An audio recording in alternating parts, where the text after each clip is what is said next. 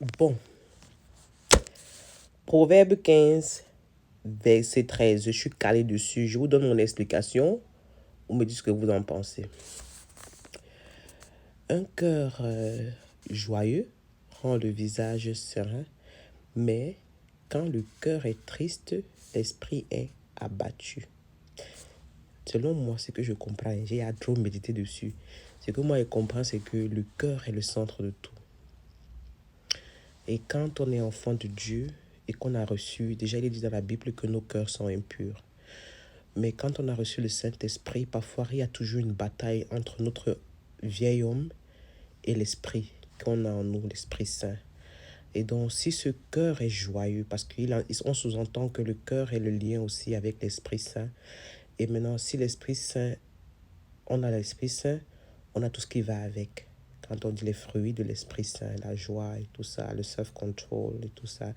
Et donc, si le cœur est joyeux, c'est-à-dire s'il est contrôlé par l'esprit, alors il est joyeux. Mais si le cœur est triste, c'est-à-dire contrôlé par notre ego, par notre vieil homme, alors cela affecte l'esprit. L'esprit est abattu. Je me dis que c'est pour ça que très souvent, quand on est dans des émotions euphorique très forte, que ce soit une grande colère, que ce soit une grande joie très extrême, très grande joie, parce qu'il faut être joyeux, mais pas à l'extrême, être dans une grande joie, dans une tristesse, on entend pas notre rhéma. En ce moment-là, tu n'es pas capable d'entendre ta voix intérieure, le Saint-Esprit qui te parle. Tu n'arrives pas à l'entendre parce que ton ego, ton, ton vieil homme a pris le dessus. Parce qu'en fait, quand tu reçois le Saint-Esprit, c'est lui qui doit prôner. Quand on parle de communion, c'est-à-dire pas de communion, quand on parle de quoi? C'est la communion? Bref, je sais pas. Bref, c'est lui qui doit prôner dans ta vie, c'est lui qui doit prendre le dessus. Et quand il prend le dessus, c'est la joie du cœur. Et ça se reflète dans nos vies, ça se reflète sur notre visage. Le visage est serein, ça se reflète dans nos vies.